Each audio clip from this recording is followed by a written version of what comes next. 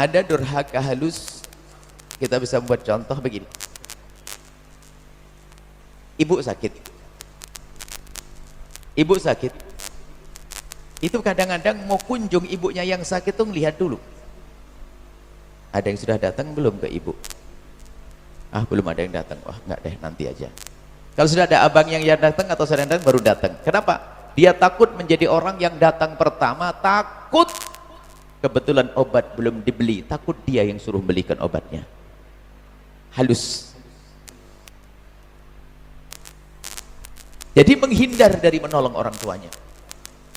Sebuah contoh ya yang pernah kami hadirkan dalam satu silsilah. Ada seorang ibu, ini biar punya gambaran, makanya namanya durhaka kadang-kadang halus sekali.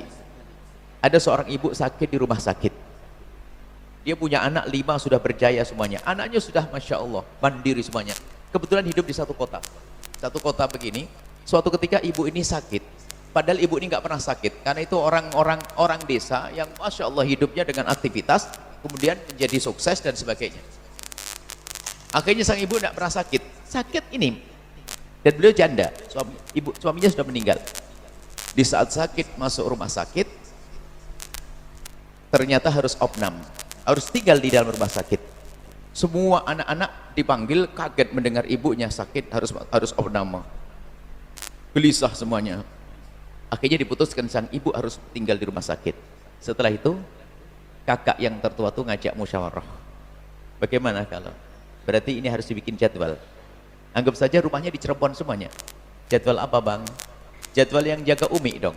Kan nggak ada yang jaga kalau kita pulang semuanya. Kan kita semua orang sibuk. Rupanya adiknya sepakat semuanya bahwasanya tidak bang, kita nggak usah pakai jadwal-jadwal. Abangnya kaget, bagaimana dek? Ibu sakit kalau pakai jadwal siapa yang jaga?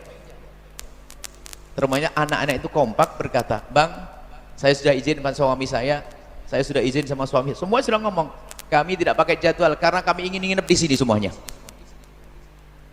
Ada abangnya, kok gitu? Iya, kami nginep sana. Mumpung saya dapat izin dari suami, alhamdulillah. Rupanya suaminya baik bisa mengizinkan suaminya tinggal di situ.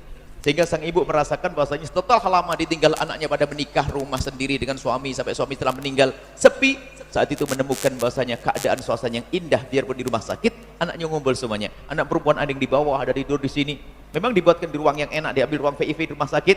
Anak yang laki-laki longsor di mana pokoknya. Sang ibu itu sambil lihat anak-anaknya yang dulu masa kecilnya terlihat kecil-kecil, sekarang sudah gede-gede. Akhirnya betul. Akhirnya pulang pun anak-anaknya itu kalau nengok suaminya pulang pergi nggak pakai jadwal begitu. Hingga berhari-hari, sehari, 2 hari sampai 10 hari lebih. Setelah lebih dari 10 hari sampai 15 hari, ada satu anak perempuannya pergi ke dokter karena ngelihat ibunya sudah mulai baik, pengen tahu keadaan ibunya seperti apa, bagaimana perkembangan kesehatannya. Rupanya sang dokter dengan jelas menyampaikan bahasanya ibumu sudah oke. Ibu yang baik, ibu karena sudah jadi ibu-ibu anaknya ini. Bu, ibunya ibu sudah baik dan ibunya ibu boleh dibawa pulang. Alhamdulillah. Sudah bisa? Iya, sudah bisa pulang. Alhamdulillah. Sebelum keluar, tenang bu, sebentar. Tapi bu, bisa dibawa pulang sekarang, tapi mohon bu, selesaikan obatnya. Itu saya lihat masih ada obat satu lagi, biar tuntas besok pulangnya. Oh begitu, baik pak.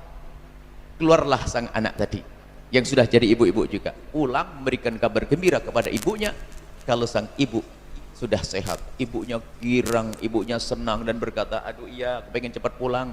Gak betah aku di sini, enak kalau pulang. Semua adik-adiknya, abangnya pada senang, nangis gembira. Setelah itu sang abang laki-laki berbicara, adik-adikku semuanya, kelihatannya harus yang ngalah kalau saat ini. Ngalah apa bang? Harus ada yang pulang duluan. Kenapa? Bayangkan 15 hari rumah ibu tidak dilihat. Kayak apa keadaan rumahnya? Kotornya, rusaknya, kamar mandinya seperti apa? Kasur ibu bagaimana? Jangan-jangan ibu masuk ke rumah kita, langsung ke rumah ibu langsung sakit lagi. Kata yang lain, biar pembantu aja lah bang bersihkan. Oh enggak, harus anak-anaknya biar tahu kebersihan yang sesungguhnya.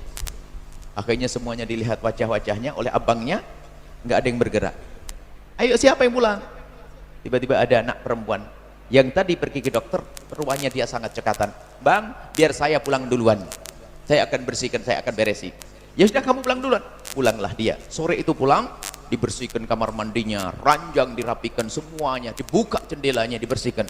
Dan begitu semangatnya dia di dalam membersihkan kamar tersebut, rumah sakit apa kamarnya ibunya, dia matikan itu HP. Zamannya zaman HP sudah. HP dimatikan, belum ada WA. HP dimatikan. Setelah dimatikan, sholat isya tertidur dia.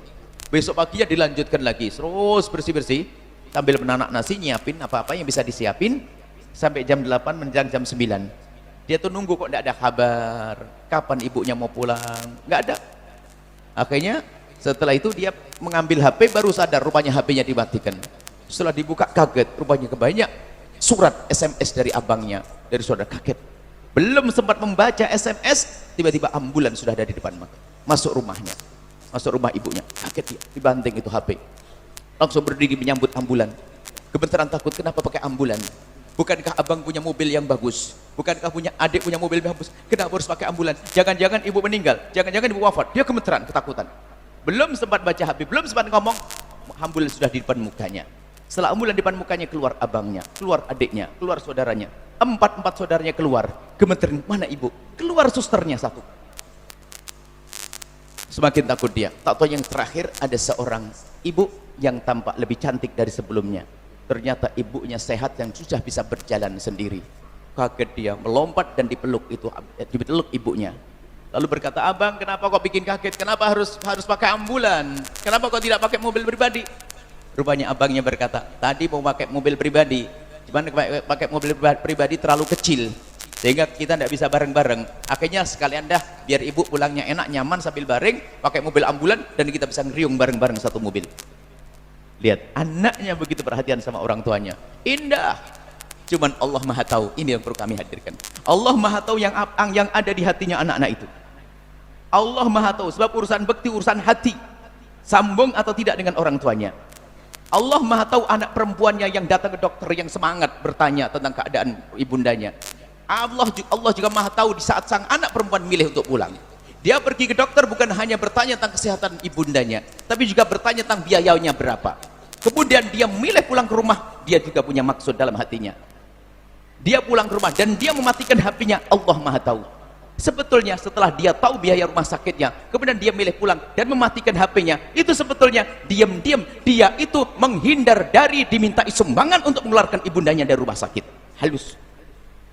Biasanya gayanya sok sibuk dengan yang lainnya, biar gak dimintai sumbangan.